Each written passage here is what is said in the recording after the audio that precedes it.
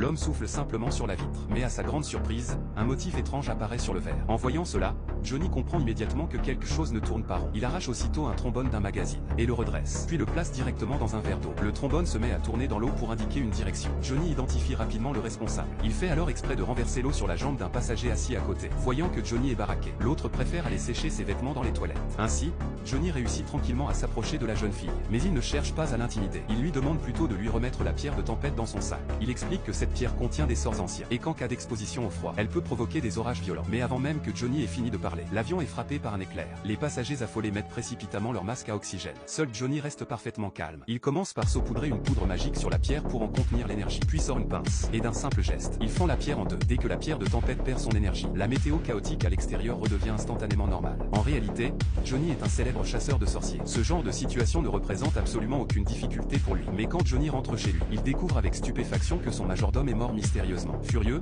Johnny entre immédiatement en action. Il prend aussitôt une bougie éteinte et la place devant le nez du cadavre pour vérifier. À cet instant, quelque chose d'étrange et merveilleux se produit.